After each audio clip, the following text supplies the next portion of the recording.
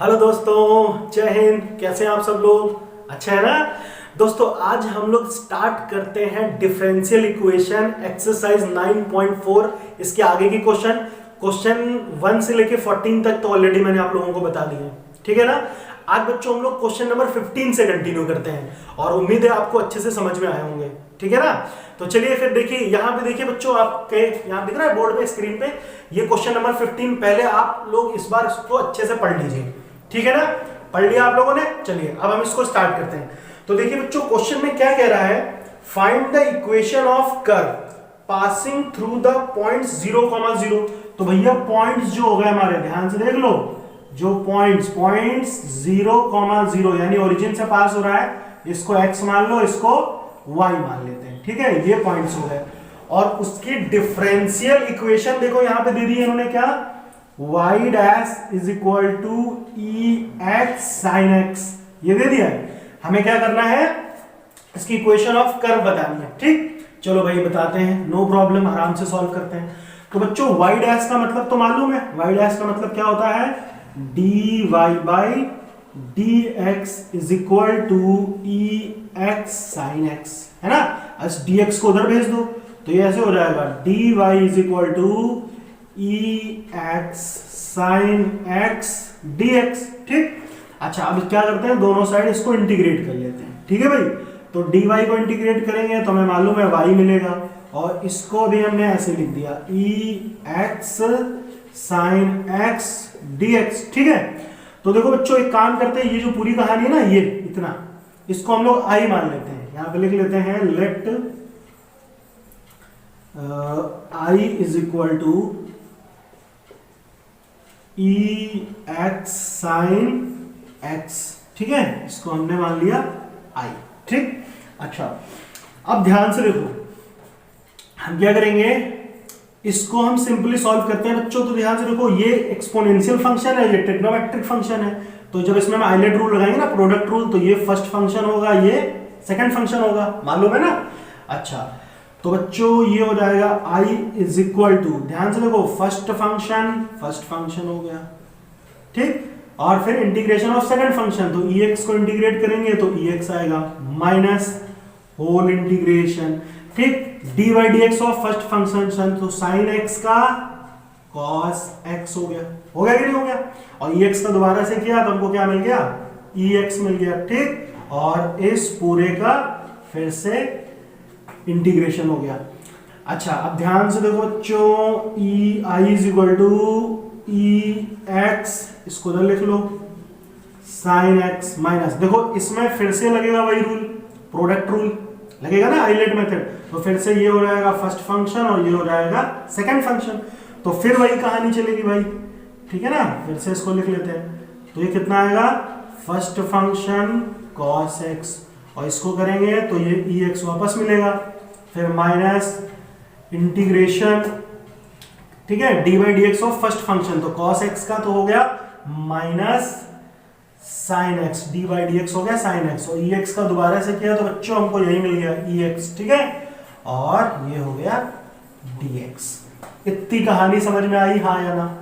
आ गया कि नहीं आ गया? ठीक। उसके बाद देखो बच्चों, इसको आगे सॉल्व करते हैं, तो ये क्या बन जाएगा, इसको हम लिखेंगे i is equal to ex sin x minus ex cos x, ठीक है। देखो ये माइनस माइनस, ये माइनस माइनस, इसको हटा दो माइनस को, तो ये हो गया प्लस, और फिर माइनस प्लस अंदर जाएगा ना, तो फिर माइनस हो जाएगा, तो ये हो जाएगा माइनस, इसको लिख लेते हैं ex sin x dx।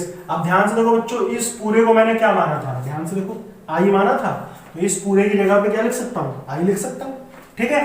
तो यहाँ पे लिख लेते हैं i is equal to ex sin x minus ex cos x, इस पूरे की जगह पे i लिख दिया, और ये माइनस i इधर आके प्लस i बन जाएगा, तो i प्लस i, तो ये हो जाएगा 2i, और इन दोनों में देखो ex कॉमन है, तो ex को आप कॉमन ले लो, तो ये हो जाएगा sin x minus cos x, ठीक, प्लस c। अब यहां से अगर i की वैल्यू निकालेंगे ना बच्चों, तो ये 2 इसके नीचे आ जाएगा ना, 2 इसके नीचे आ जाएगा, तो आई इज व्हाट, ये हो जाएगा e x upon sine x minus cos x, ठीक है। और इसको अच्छा भी याद रहने दो, ऐसे लिख लो अपॉन 2, ठीक। अब फिर लिख लो, चलो अच्छा, ठीक, अभी ठीक है, प्लस सी हो गया। अच्छा अब बात को समझो, आई किसको माना था मैंने, आई बराबर क्या था, ये पूरी कहानी थी, और ये किसके इक्वल था, वाई के इक्वल। तो ये क्या हो जाएगा, y is equal to e x upon 2 sine x minus cos x plus c, ठीक। अब ध्यान से देखो बच्चों, ये x और y इसकी वैल्यू हम क्या पुट कर सकते हैं, 0,0 पुट कर सकते हैं, यही पॉइंट्स हमें गिवन थे। तो जहां x है वहां 0 रखो, जहां y है वहां भी 0 रखो। तो देखो ये कितना हो जाएगा 0, e यहाँ x की जगह क्या आएगा 0, तो e की पावर 0, e की पावर 0 का मतलब मालूम है ना, e की पावर 0 मतलब 1 होता है, तो ये तो हो जाएगा 1/2। यहाँ आते हैं, साइन 0 की वैल्यू 0, कॉस 0 की वैल्यू 1 प्लस c, तो -1/2, जब ये उधर जाएगा तो ये बन जाएगा c इज इक्वल टू +1/2, है ना। ध्यान से देख लो, यही आएगा, आएगा कि नहीं आएगा। तो बच्चों c की वैल्यू हमें मिल गई। अब इस c की वैल्यू को यहां पे मान लो, इसको इक्वेशन 1 ये यहां पुट कर लेते हैं, ठीक है ना। इस c की वैल्यू को यहां पुट कर दो, तो वो हमारा आंसर हो जाएगा। ये मैं हटा देता हूं ना, समझ में आ गया होगा। अब ध्यान से देखिए कितना हो जाएगा ये, इसको लिख लेते हैं, putting the value of c in equation 1। तो ये कितना आएगा बच्चों, y is equal to e x upon 2 sine x minus cos x plus c की जगह आ गया कितना 1/2। तो बच्चों देखो यहाँ भी 2 है, यहाँ भी अपॉन में 2 है, तो दोनों का एलसीएम भी 2 रहा, तो 2 को इधर भेज दो, तो ऐसे हो जाएगा 2y is equal to e x sine x minus cos x plus 1, और ये प्लस 1 इधर आया तो ये माइनस में हो जाएगा, तो 2y minus 1 is what E x sine x minus cos x, ठीक है। तो बस इसको इतना छोड़ दो, यहां तक भी ठीक है, और अगर आप इसको यहां तक भी छोड़ दोगे तब भी सही है ना। ये दोनों ही आंसर बिल्कुल करेक्ट है ना। यहां तक भी लिख लो तो भी ठीक है, यहां तक भी तो भी ठीक है। क्लियर हुआ ना अच्छे से। क्वेश्चन नंबर 16 देखिए बच्चों, देखिए ध्यान से पढ़ लीजिए, ठीक है ना। चलिए अब मैं ये क्वेश्चन आपके साथ डिस्कस करता हूं। इसमें देखिए बच्चों क्या कह रहा है कि एक for the differential equation x y d y by d x is equal to कितना दिया हुआ है, चलिए यहां पे लिख लेते हैं, x y d y by d x is equal to x plus two and y plus 2, ठीक है। ये डिफरेंशियल इक्वेशन आपको गिवन है। आगे क्या कह रहा है बच्चों, find the solution curve passing through the points, ठीक। तो बच्चों देखो पॉइंट्स भी दे दिए इन्होंने, क्या पॉइंट्स दे दिए हैं, 1,-1, तो इसको आप x मान लो, इसको y मान लो, ठीक। हमें उस कर्व की इक्वेशन बतानी है जिसकी डिफरेंशियल इक्वेशन ये है और पॉइंट्स ये हैं, इनसे पास हो रहा है, उस कर्व की इक्वेशन बतानी है, ठीक। तो चलो भाई स्टार्ट करते हैं। तो ध्यान से देखिए बच्चों, इसमें x प्लस 2 dx को उधर भेजता हूं मैं, और x को भी उधर ही भेज लेते हैं। देखो यहां पे ऐसे दिया ये y dy, और ये y प्लस 2 को नीचे ले आओ तो ऐसे हो जाएगा y प्लस 2 हो जाएगा ना। अच्छा यहां पे दिया है x प्लस 2, ये dx उधर गया तो इनटू में हो गया dx, और ये x नीचे आ गया ना, चेक कर लो ध्यान से, ठीक है ना, ऐसे लिख लो, ये हो गया x प्लस 2। क्लियर हुआ, अच्छे से आया कि नहीं आया, बात समझ में आई। अच्छा अब ध्यान से देखो y वाली कहानी y के साथ हो गया, x वाला वेरिएबल dx के साथ हो गया, ठीक है। अच्छा अब इस दोनों को क्या करेंगे हम, इंटीग्रेट कर लेते हैं, इधर भी और इधर भी, ठीक। अच्छा इसको कैसे सॉल्व करेंगे, तो यहाँ पे देखो ये y है, यहाँ y प्लस 2 है, तो इसको भी इसके कैसा बनाते हैं, तो कैसे बनेगा ये, यहाँ भी प्लस 2 करो और माइनस 2 करो, तो हम इसको ऐसे लिख लेते हैं y प्लस 2 माइनस 2, कोई फर्क तो पड़ेगा नहीं, और अपॉन में कितना आ गया y प्लस 2 dy, और इसको अगर आप स्प्लिट करोगे तो ऐसे हो जाएगा x अपॉन x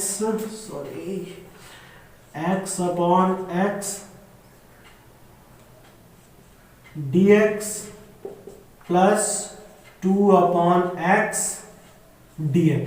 इतनी बात समझ में आई, ठीक है ना। अच्छा अब ध्यान से देखो, ये x से तो x खत्म, इसको भी अगर हम अलग अलग स्प्लिट करेंगे तो ऐसे हो जाएगा y plus two upon y plus two d y, फिर माइनस टू को बाहर कर लो, ये हो जाएगा 1 upon y plus two d y, हो जाएगा ना, इज इक्वल टू यहाँ पे कितना बचा, ये तो 1 बचा 1 dx, और यहाँ भी चाहो तो 2 को बाहर कर लो 1 अपॉन एक्स dx, ठीक है।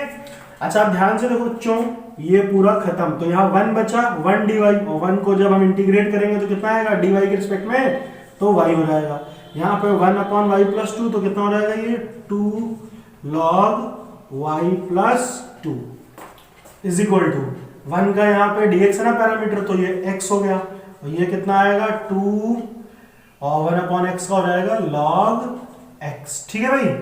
अच्छा और इधर आप 2 log x, इतना समझ में आ गया, अच्छे से क्लियर हुआ कि नहीं हुआ। अच्छा उसके बाद में क्या कर सकते हैं, और प्लस सी है ना, कांस्टेंट भी हो गया प्लस सी। अच्छा अब देखो इस पूरी कहानी को उधर लाएं या इसको उधर ले जाएं, ठीक है चलो एक काम करते हैं, ध्यान से देखो y इस x को उधर ले आओ तो हो जाएगा y माइनस एक्स हो जाएगा, और ये minus 2 log y plus to इस पूरे को उधर ले जाते हैं, तो ये हो जाएगा 2 log x, ये माइनस वाला उधर गया ना, तो हो गया प्लस का 2 log, इसको मॉड में कर लो y plus two plus c, ठीक है। अब क्या करेंगे ध्यान से देखिए,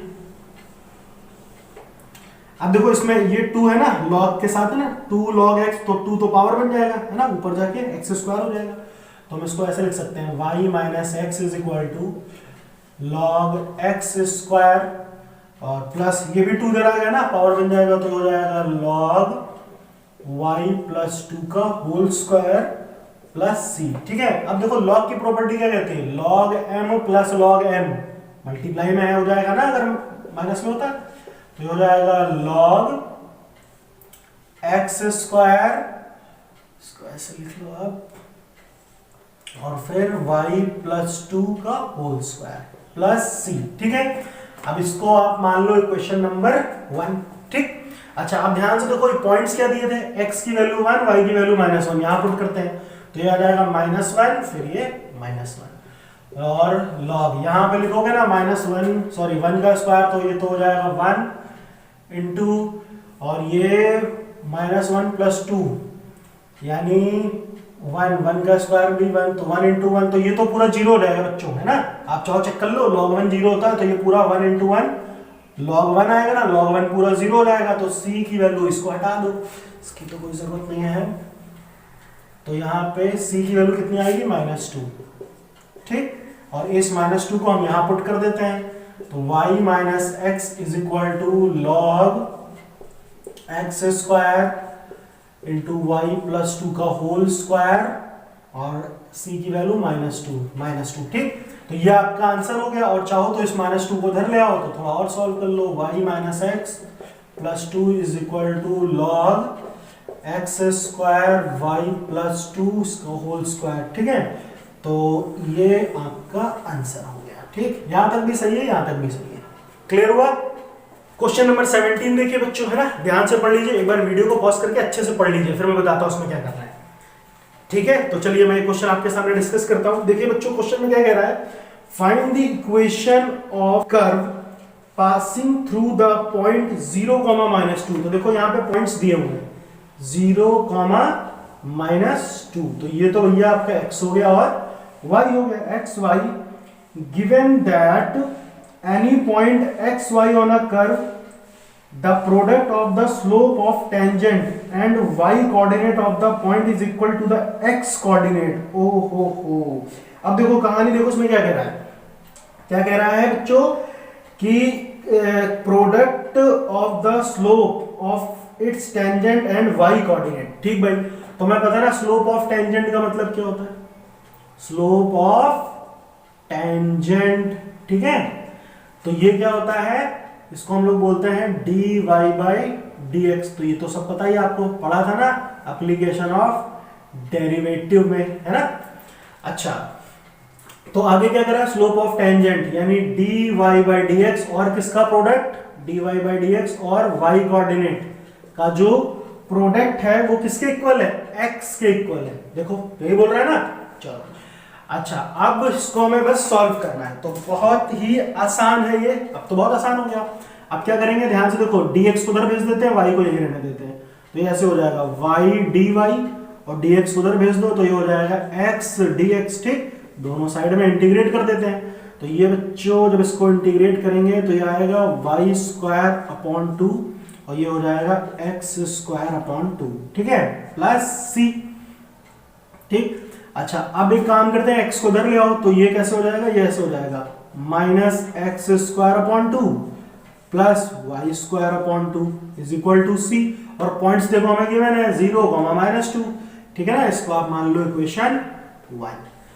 तो अब क्या करेंगे, x की जगह पे 0 और y की जगह पे -2, तो यहाँ पे 0 अपॉन 2 लिखोगे तो ये तो पूरी कहानी 0 हो जाएगी, और y की जगह लिखोगे -2 का स्क्वायर 4, तो 4 अपॉन 2 2, तो ये आएगा c इज इक्वल टू 2, तो 2i वैल्यू है यहाँ पे पुट कर दो, तो हम इसको ऐसे लिख लेते हैं y square upon 2 minus x square upon 2 is equal to c, तो c की वैल्यू कितनी होगी बच्चों, 2, ठीक। तो ये आपकी क्या हो गई, इक्वेशन हो गई।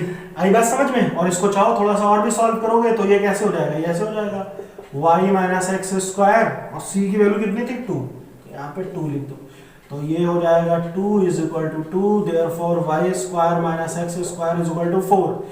तो आप चाहो तो इसको और थोड़ा आगे बढ़ा लो, तो हो जाएगा x square minus y square plus 4 is equal to 0, ठीक है। तो आप यहां तक करके छोड़ते हो तो भी सही है और यहां तक की छोड़ देते हो तो भी सही है। क्लियर हुआ ना, अच्छे से समझ में आया। क्वेश्चन नंबर 18 देखिए बच्चों, है ना, ध्यान से पढ़ लीजिए एक बार, ठीक है। चलिए अभी स्टार्ट करते हैं, इसको डिस्कस करते हैं। देखिए बच्चों क्वेश्चन में क्या कह रहा है, at any point x y of a curve, ठीक भाई, एक्स वाई पॉइंट है किसके ऊपर, कर्व के ऊपर, 2 पॉइंट होंगे, ठीक है। अच्छा आगे क्या कह रहा था, स्लोप ऑफ द टेंजेंट, तो स्लोप ऑफ टेंजेंट का मतलब अभी मैंने बताया था ना इसके पहले, स्लोप ऑफ टेंजेंट पहले जो दिया है उसको लिख लो, तो ये क्या होता है बच्चों, ये होता है dy बाई डी एक्स, ठीक। तो dy बाई डी एक्स क्या है, ठीक है, क्या कह रहा है, dy by d x, slope of tangent of the line segment, tangent is twice, अच्छा ट्वाइस है, twice the slope of the line segment, ठीक भाई। तो ट्वाइस यानी 2 इंटू किसका, slope of line segment, slope of line segment, ठीक है भाई। तो लाइन सेगमेंट, तो भैया पहले ध्यान से देखो, जैसे मान लो यहां पे देखो ध्यान से, एक लाइन ऐसे रही होगी, यहां पे बना देता हूं मैं, ये लाइन होगी, ठीक, ये लाइन मान लो A B, this is line segment. तो देखो इस पे एक पॉइंट दिया हुआ क्या, x, y दिया हुआ है, ठीक। दूसरा पॉइंट ध्यान से देखिए क्या कह रहा है, पॉइंट -4, 3, -4, -3 ये दिया हुआ है, ठीक। और हमें बताना है find the equation of the curve given that it is passes through -2, 1। अच्छा हमें उस कर्व की इक्वेशन बतानी है जो -2, 1 से पास होती है। तो ये जो आपके पॉइंट्स हैं ये एक्स वाई है, हम एकदम एंड में यूज करेंगे। अच्छा यहां पे ध्यान से देखो, ये लाइन सेगमेंट के कोऑर्डिनेट है एक्स वाई और -4, 3। तो बच्चों अगर इसका स्लोप निकालें तो इसको स्लोप कैसे निकालते हैं, अगर आपको थोड़ा सा ध्यान होगा, कैसे करते थे कि x1 y1 x2 y2 ऐसे करते थे, तो स्लोप का मतलब m, तो होता था y2 माइनस y1, तो ये हो जाएगा -3 माइनस y और फिर अपॉन x2 माइनस x1 यानी 4 माइनस x।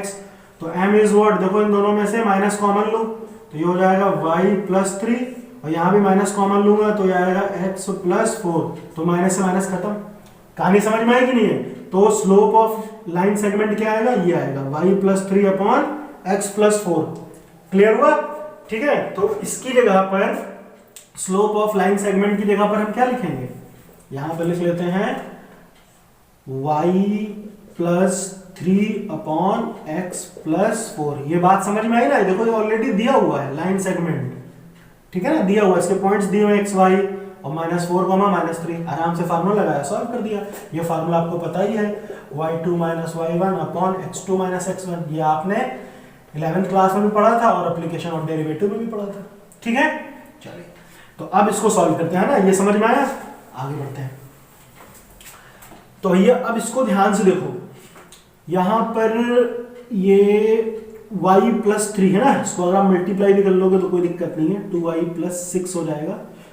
और इसको इधर ले आते हैं तो ऐसे हो जाएगा dy अपॉन y प्लस 3, और dx को उधर भेज दो, ये हो गया dx 1 अपॉन x प्लस 4, और ये 2 को आप बाहर रहने दो। ठीक है भाई, इतना समझ में आया? ठीक है। अच्छा अब ध्यान से देखो, इधर भी इंटीग्रेट किया, इधर भी इंटीग्रेट किया है ना, दोनों को इंटीग्रेट कर लिया।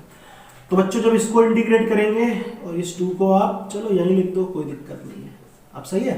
अच्छा तो देखो बच्चों, जब इसको इंटीग्रेट करेंगे तो ये आएगा log y प्लस 3, आया ना? ठीक।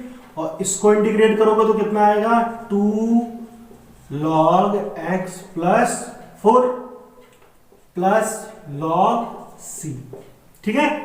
अच्छा अब ध्यान से देखो, एक काम करते हैं, इस 2 को पावर बना देंगे ना, ऊपर जाएगी तो ऐसे पावर बन जाएगी, तो ये हो जाएगा log y plus 3 is equal to log x plus 4 का whole square plus log c, और इसको इधर ले आता हूं तो ये माइनस में हो जाएगा, तो ये हो जाएगा log y plus 3 minus log x plus 4 का whole square is equal to log c।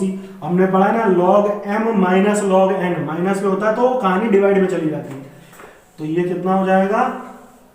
इसको हम लिख सकते हैं log y plus 3 upon x plus 4 इसका होल स्क्वायर। ठीक है भाई, is equal to log c, तो log से log खत्म, तो ये कितना बचा? y plus 3 upon x plus 4 का whole square is equal to c। ठीक। अब हमें क्या करना है बच्चों, ध्यान से देखो, c की वैल्यू बस पता कर ले। मान लो इक्वेशन 1 है, तो c की वैल्यू कैसे पता चलेगा? ये पॉइंट्स गिवन है x y, x की वैल्यू -2, y की वैल्यू 1, यहां पुट करो फिर आंसर। कहानी समझ में आएगी नहीं आई? तो बच्चों x की जगह लिखेंगे -2, y की जगह 1, तो देखो 1 प्लस 3, 1 प्लस 3, और x की जगह लिखा मैंने -2, तो -2 प्लस 4, ध्यान से देखो, -2 प्लस 4 2, और 2 का स्क्वायर किया तो आया 4, तो 3 और 1 4, 4/4, तो इसको सॉल्व करोगे तो c का मान आएगा 1, तो भैया c की जगह यहाँ पे 1 पुट कर दो, तो ये हो जाएगा y plus 3 upon x plus 4 का whole square is equal to 1। ठीक है ना? तो ये आपका आंसर हो गया है ना। अब चाहो तो इसको थोड़ा और आगे भी सॉल्व कर सकते हो, x प्लस 4 का होल स्क्वायर आप इधर भेज दो, तो ये कैसे हो जाएगा? ऐसे हो जाएगा y plus 3 is equal to x plus 4 का होल स्क्वायर। ठीक है ना? आगे भी सॉल्व हो सकता है क्या? इसका होल स्क्वायर ओपन कर दो। ठीक है ना? चलिए क्वेश्चन नंबर 19 देखिए बच्चों, इसमें क्या कह रहे हैं ना, एक बार ध्यान से पढ़ लीजिए। ठीक है, तो देखिए बच्चों, क्वेश्चन में बोल रहा है कि एक स्फेरिकल बैलून है, ठीक, जो उसका वॉल्यूम है वो कांस्टेंट रेट से चेंज हो रहा है, बदल रहा है। वॉल्यूम मतलब आयतन, एक गुब्बारे का आयतन बदल रहा है एक कांस्टेंट रेट से। तो शुरू में क्या रहा, जब टाइम 0 था, स्टार्टिंग में देखो लिखा है ना, स्टार्टिंग में जो उस बैलून यानी उस गुब्बारे की जो रेडियस थी वो 3 यूनिट थी। स्टार्टिंग में जब टाइम 0 रहा होगा स्टार्टिंग में, तब रेडियस 3 यूनिट थी। और थोड़ी देर बाद लिख रहा है ना, देखो आफ्टर 3 सेकेंड, तो 3 सेकेंड बाद उस बैलून की रेडियस 6 यूनिट हो गई। तो हमें बताना है क्या, कि रेडियस कितनी बदल जाएगी, rate of change of radius after t second, यानी t सेकेंड बाद रेडियस में क्या बदलाव आएगा, ये हमें बताना है। बात समझ में आई? तो ठीक है, चलो स्टार्ट करते हैं। तो सबसे पहले यहाँ पे जैसा कि दिया हुआ है कि वॉल्यूम बदल रहा है कांस्टेंट रेट से, तो उसको हम कांस्टेंट को हम k मान लेते हैं। ठीक है, और कोई चीज बदल रही है टाइम के साथ, तो आप ऐसे लिख लो d/dt। और क्या बदल रहा है, वॉल्यूम ऑफ बैलून। तो वॉल्यूम ऑफ बैलून क्या होता है, 4/3 पाई r क्यूब। ठीक है, और ये कांस्टेंट रेट से बदल रहा है, तो उस कांस्टेंट को हम मान लेते हैं k। इतनी बात समझ में आई? ठीक है ना?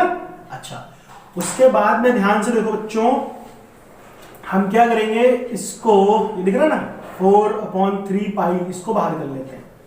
4/3 pi d/dt r cube is equal to k. अच्छा अब एक काम करते हैं, इसको हम डिफरेंशिएट करते हैं, है ना। जैसे होता है डी बाई डी एक्स, तो डी है कितना, डी बाई डी टी। तो इसको जब करेंगे तो ये हो जाएगा 4/3, इसको कितना करेंगे 3 आगे आ जाएगा, तो ये हो जाएगा 3r स्क्वायर, है ना। इसको डिफरेंशिएट किया तो 3r square dr by d t is equal to k. ठीक। अच्छा एक चीज देखो, ये 3 से 3 खत्म, तो कितना बचा 4 पाई r स्क्वायर dr, इस dt को उधर भेज दो तो ये ऐसे हो जाएगा k dt। ठीक। अब क्या करेंगे, दोनों साइड इंटीग्रेट कर दो, तो इधर भी इंटीग्रेट कर दिया, और तो k को तो आप बाहर ही कर लो, दिस इज द कांस्टेंट, ऐसे लगा लो। बात समझ में आई ना। अच्छा उसके बाद में देखो बच्चों, जब मैं इसको इंटीग्रेट करूंगा तो 4 पाई को तो करना नहीं है, r स्क्वायर को करना है, तो 4 पाई तो एज इट इज रहा, r स्क्वायर कितना हो जाएगा, इसकी पावर 3 और अपॉन में भी 3। अच्छा k तो एज इट इज रहा, dt का कितना होगा t प्लस c, ऐसे हो गया। ठीक है ना। और इसको मान लो आप इक्वेशन नंबर 1। इतनी बात समझ में आई। ठीक। अब ध्यान से देखो उसमें क्या करा है क्वेश्चन में, कि शुरू में यानी टाइम जब 0 था, यहां पे लिखूंगा कि if t is equal to 0, starting में ना मतलब 0 टाइम, तो उसकी रेडियस कितनी थी बच्चों, r 3 यूनिट थी। तो भैया t की जगह 0 पुट करेंगे, r की जगह पे 3 यहां पुट करते हैं, तो यहां पे लिखो, तो ये कितना होगा 4 पाई, और देखो r की जगह 3 लिखोगे तो 3 का क्यूब, 3 इंटू 3 इंटू 3 27 अपॉन 3, और यहाँ पे t की जगह लिखेंगे 0, तो 0 इंटू के 0, ये पूरा 0 हो जाएगा, तो c बचेगा, तो 3 से उसको काटोगे तो 9 आएगा, तो 9 4 जा 36 पाई। तो बच्चों c की वैल्यू कितनी आई, c इज व्हाट 36 पाई आ गया। इतनी बात समझ में आई, हाँ या ना। ठीक है। अच्छा उसके बाद में थोड़ी देर बाद में क्या हुआ, टाइम आफ्टर 3 सेकेंड, यानी आफ्टर 3 सेकेंड, यानी if t is equal to 3, तो भैया रेडियस कितनी हो गई, 6 यूनिट हो गई। चलो भाई, तो फिर इसको पुट करते हैं इक्वेशन 1 में, तो यहां पे पुट कर लो 4 पाई r क्यूब, तो r की जगह क्या रखूंगा 6, तो 6 इंटू 6 इंटू 6 3 बार हो जाएगा ना, ऐसे अपॉन 3 इज इक्वल टू, फिर क्या दिया है के टी, तो t कितना है इस बार 3 है, तो ये हो जाएगा 3k प्लस c, और c की वैल्यू कितनी आई थी 36 पाई, तो यहाँ पे लिख लो 36 पाई। ठीक। अच्छा अब देखो उसको 3 से काटो, 3 2 जा 6, और ये कितना हो गया 4 2 जा 8 पाई, और इसको भी ऐसे छोड़ता हूं मैं 6 इंटू 6। ठीक। यहाँ ध्यान से देखो दोनों जगह 3 कॉमन है, तो 3 कॉमन लूंगा तो कितना बचेगा k, और यहाँ पे कितना आएगा 12 पाई आया ना। इसका फायदा ये होगा कि 3 से इसको काट दिया तो 2 हो गया, तो 6 2 जा 12, और 12 इंटू 8, है ना, यहाँ पे देख लो ये हुआ ना, 6 2 जा 12, 12 इंटू 8, तो 12 8 जा 96 pi is equal to k plus 12 pi, तो पाई को उधर माइनस कर लो, 96 pi minus 12 pi is equal to k, तो 96 माइनस 12 6 माइनस 2 4, तो ये हो गया 84 pi is equal to k। तो बच्चों k की वैल्यू मिल गई मुझे और c की वैल्यू मिल गई, ये दोनों वैल्यू उठा के कहां पुट कर देंगे, इक्वेशन 1 में, यहां पुट कर लेते हैं। ठीक है ना। तो उससे हमें क्या मिल जाएगा, r मिल जाएगा। ठीक। तो इतना समझ में आया। चलिए अच्छा इसको कॉपी कर लीजिए, आगे बढ़ते हैं। तो इक्वेशन 1 में इसको पुट करते हैं, तो ये बच्चों हो गया 4/3 pi r cube is equal to k t, तो k की जगह बच्चों क्या लिखूंगा 84 पाई t प्लस, और c की वैल्यू कितनी थी 36 पाई, 36 पाई। तो देखो दोनों में कुछ कॉमन दिख रहा है, दोनों में कॉमन ले लेते हैं 4/3 पाई r क्यूब। पहली बात तो पाई भी कॉमन है, और 12 पाई कॉमन कर लो, 12 है ना, 12 कॉमन हो जाएगा, 12 पाई को कॉमन करेंगे तो यहाँ कितना आएगा 7, तो ये बचेगा 70, और यहाँ पे 3, केवल 12 पाई कॉमन किया। अच्छा तो ध्यान से देखो, ये पाई से पाई खत्म, सॉरी पाई से पाई खत्म, और 4 से काटा तो 4 3 जा 12 हुआ कि नहीं हुआ, 4 3 जा 12, तो ये 3 से मल्टीप्लाई हो जाएगा, तो कितना हो जाएगा r cube is equal to 3 3 जा 9 और ये हो जाएगा 7t+3, ठीक है। अच्छा अब ध्यान से देखो क्या करेंगे, इस 9 को अंदर मल्टीप्लाई करो तो r³ = 7 9 जा 63t और 9 3 जा 27, तो r ये आ गया तो r इस क्यूब को हटाओगे तो यहाँ पे ऐसे हो जाएगा, ये हो जाएगा 63 + 27 और इसकी पावर में कितना हो जाएगा 1/3। तो this is the value of radius of balloon. इतनी बात समझ में आई? तो यही होगा आंसर, आप चेक कर लो, ठीक है ना, अच्छे से समझ में आया? तो चलिए इसको कॉपी कीजिए, फिर अगले क्वेश्चन पे आते हैं। क्वेश्चन नंबर 20 देखते हैं बच्चों, ठीक है ना, ध्यान से पढ़िए इसको। पढ़ लिया? अच्छा इसको डिस्कस करते हैं। देखिए इसमें बोल रहा है बच्चों, in a bank principal increases the rate of r% पर ईयर, ठीक है। Find the value of r if 100 rupees double itself in 10 year. और देखिए यहाँ पे log 2 की वैल्यू में दे दी है, जो चीज गिवन है उसको लिख लेते हैं, log e⁻², तो ये कितना है 0.6391, ठीक है ना, ये चीज हमें गिवन है ऑलरेडी। अच्छा अब देखो क्वेश्चन में करना है क्या है, इन्होंने क्या बोला है कि principal increasing at the rate of r%, ठीक। तो प्रिंसिपल जो है, किसी बैंक का प्रिंसिपल होता है ना, बैंक में हम पैसा जमा करते हैं, प्रिंसिपल होता है, तो वो क्या है r% से बढ़ रहा है, r% से बढ़ रहा है, तो हम इसको ऐसे तो लिखेंगे भाई dp/dt, ठीक है। ये क्या है, इंक्रीज हो रहा है, ठीक है, इंक्रीज हो रहा है, बदल रहा है, r% ऑफ p प्रिंसिपल, ठीक। अच्छा तो ध्यान से देखिए, इसको मैं ऐसे लिख सकते हैं dp/dt। देखो ये dt में इधर भेज दूं और इसको आप ऐसे लिख सकते हो, ध्यान से देखो r/100p, हाँ या ना, लिख सकते हैं कि नहीं? तो इस p को दिख रहा है, p को उधर ले आते हैं, dt को उधर भेज देते हैं, तो ये ऐसे हो जाएगा dp/p = r/100 dt। इतनी कहानी समझ में आई? देखो ये तो दिया है ना कि प्रिंसिपल इंक्रीज हो रहा है r% से, ठीक। अच्छा तो अब ध्यान से देखो बच्चों, दोनों साइड में इंटीग्रेट कर देते हैं, इधर भी इंटीग्रेशन इधर भी इंटीग्रेशन, ठीक। तो ये कितना आ जाएगा, ये हो जाएगा बच्चों log p और ये r/100 तो एज इट इज रहा, dt का हो जाएगा t + c। क्लियर हुआ? इसको मान लेते हैं क्वेश्चन नंबर 1, ठीक है। आगे देखिए क्या कह रहा है क्वेश्चन में, पढ़िए आगे क्या उसने बोला कि 100 रुपीज जो है वो डबल हो गया, कितना 10 ईयर में, 10 साल में 100 रुपए डबल हो गया। यानी पहले जब टाइम शुरू में था, यानी जब टाइम 0 था, इफ t = 0 तो प्रिंसिपल कितना था 100 था, है ना, 100 रुपीज था, 100 रुपीज। तो एक काम करते हैं, इसको इक्वेशन 1 में पुट करते हैं, t की जगह पे 0 और p की जगह पे 100, है ना। तो यहाँ पे जब पुट करोगे तो ऐसे हो जाएगा, ये log 100 p की जगह पे 100 = यहाँ देखो t की जगह पे 0 लिखेंगे तो ये पूरा 0 हो जाएगा, तो ये क्या बचेगा c, तो c की वैल्यू कितनी आई log 100, ठीक है। चलो इसको मान लो इक्वेशन 2। अच्छा उसके बाद में क्या बोला, 10 साल बाद, आफ्टर 10 ईयर, तो जो प्रिंसिपल था वो क्या हुआ, डबल हो गया, ठीक भाई। तो 10 साल बाद यानी अभी टाइम कितना हो गया, इफ t आफ्टर 10 ईयर, है ना, 10 ईयर हो गया, इफ t = 10 ईयर्स, तो बेटा प्रिंसिपल कितना हो गया, डबल हो गया, पहले 100 था, अब कितना हो गया 200 रुपए हो गया होगा, यही तो मतलब हुआ इसका, 200 रुपए। अच्छा तो फिर से भाई इस पूरी वैल्यू को कहां इक्वेशन 1 में पुट करते हैं, तो इसको हम ऐसे लिखेंगे, log p की जगह लिख दिया हमने 100 = r तो एज इट इज रहा, और t की जगह पे कितना आ गया 10, तो इसको लिख लो 10/100 + c, और c की वैल्यू देखो कितनी है log 100, तो इस log 100 को उधर ले आओ, तो ये हो जाएगा log 200 - log 100 = ये 0 से 0 कट गया, तो ये आया r/10। तो देखो हमने पढ़ा ना log m - log n, minus में है तो कहानी डिवाइड में चली जाती है, तो ये हो जाएगा log 200/100 = r/10, तो 2 0 से 2 0 खत्म, तो कितना बचा ये log 2 = r/10, ठीक है ना।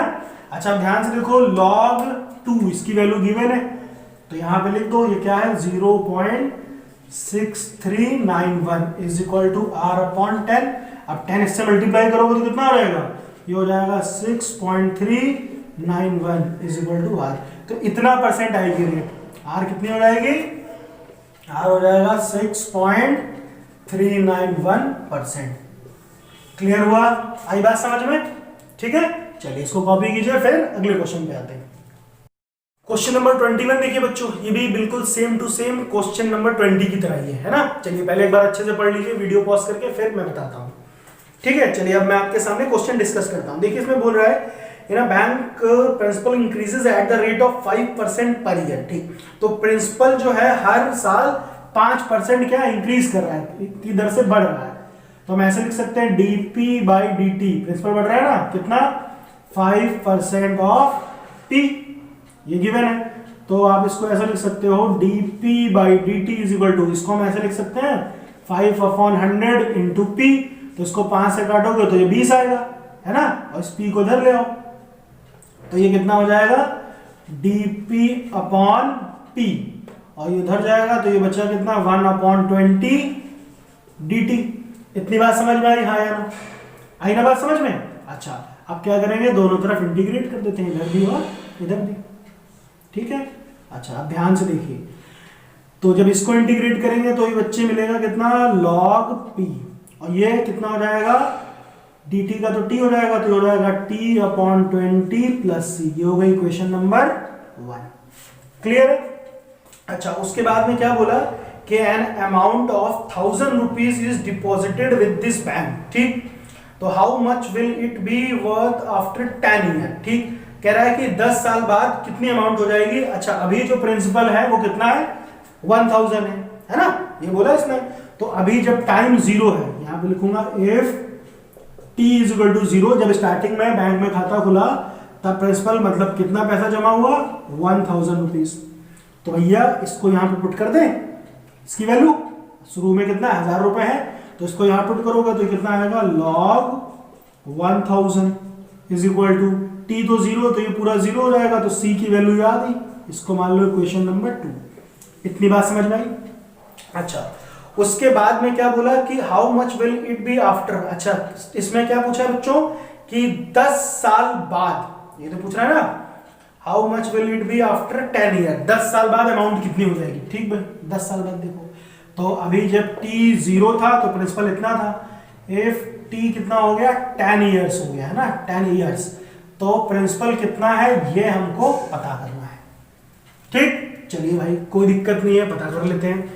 तो अब देखो t की वैल्यू कितनी है 10 ईयर, तो यहां पे पुट कर लें इक्वेशन 1 में, इसको आप ऐसे रहने दो log p is equal to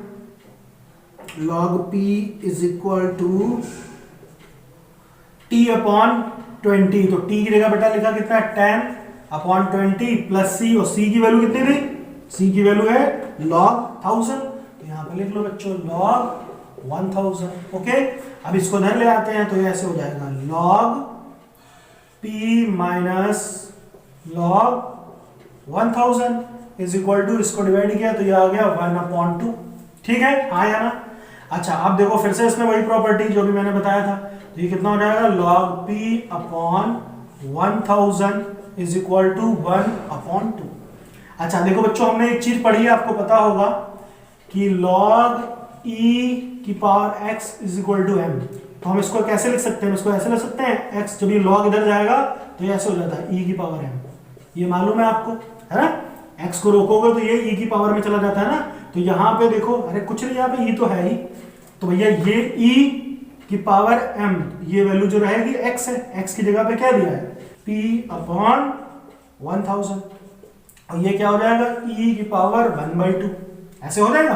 अच्छा e की पावर 1/2 का मतलब, आधा का मतलब अब क्या होता है, इसका मतलब होता है 0.5, हाँ या ना। अब ध्यान से देखो क्वेश्चन में, देखो e की पावर 0.5 की वैल्यू गिवन है, कितनी गिवन है 1.648 गिवन है ना, यहाँ पे लिख लेते हैं e की पावर 0 की वैल्यू है 1.648, ठीक है।